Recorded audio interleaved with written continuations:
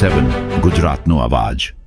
નમસ્કાર દર્શક મિત્રો, i7 ન્યૂઝ ગુજરાતીની સાથે હું છું આપની સાથે પાયલ બામભણિયા। તો જોઈએ આજના મહત્વના સમાચાર। પ્રધાનમંત્રી મોદીના માતા અંગે અભદ્ર નિવેદન આપતા ભાજપમાં રોષ। શહેરામાં રાહુલ ગાંધીના પુતળાનું દહન કરી અને નોંધાવ્યો વિરોધ કર્યો। કેન્દ્રના વિપક્ષના નેતા રાહુલ ગાંધીની વોટ અધિકારી યાત્રા બિહારમાં ચાલી રહી છે। બિહારમાં ચાલી રહેલી વોટ અધિકારી યાત્રામાં રાહુલ ગાંધી પ્રચાર પ્રસાર માટે ઠેર ઠેર સંબોધન પણ કરી રહ્યા છે। તેમાં મહત્વનું છે કે દરભંગા બિહાર ખાતે રાહુલ ગાંધીની રેલીમાં પ્રધાનમંત્રી નરેન્દ્ર મોદીના સ્વર્ગીય માતા હીરાબા વિશે નિમ્ન અને અભદ્ર શબ્દનો પ્રયોગ કરવા હોવાનો ભાજપ દ્વારા આક્ષેપ કરવામાં આવી રહ્યો છે, જેને લઈને પ્રધાનમંત્રી નરેન્દ્ર મોદીના માતા પર કરેલા કટુ વચનને લઈને દેશભરમાં ભાજપ દ્વારા વિરોધ પ્રદર્શનનું એલાન કરવામાં આવ્યું છે।